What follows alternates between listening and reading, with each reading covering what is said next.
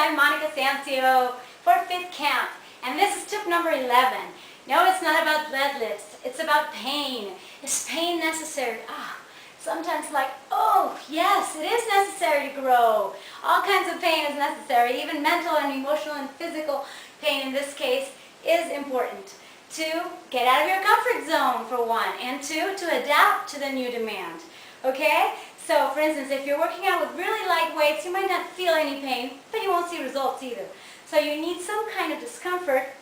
Some people are very careful not to call it pain, and we always say, do not go to pain, just in a stretch, just until you feel some tension when it's a stretch, or in this case, when it's lifting weights, for instance, it's like, okay, feel the discomfort, but don't go any further. Well, let me tell you, if you want real results, you have to get some pain. But you don't want to get injured. That would be pathological pain. So for instance, I'm doing this set, and I'm reaching the last reps, and practically getting to the fatigue where I can no longer lift this anymore. And if I can't lift my dumbbells, I'm going to lose technique and probably get really injured. So we have to be careful to avoid the bad pain, but to thrive on the good pain that tells you, okay, this is good enough weight for this exercise of biceps curls, for instance. Okay, let me tell you. So I said physiological, I said pathological. Physiological is the normal adaptation to exercise, to a demand, which may be a weight, which may be a stretch, which may be resistance when it comes to cardio. Anyway, so there are many types of stimuli that are going to make you grow. The thing is that within the physiological, we have two types of pain. We have the pain in the moment, like if I'm doing this exercise, I feel the pain in the moment, and that is because of lactic acid, because there is not enough oxygen to reach my muscle group, in this case the triceps. So then I start accumulating, building up lactic acid, and that lactic acid tells me you did a good workout. Okay, you're working out with a good fit, with good enough frequency, intensity, time, and type of exercise, and in this case enough weight to make me feel that discomfort, okay?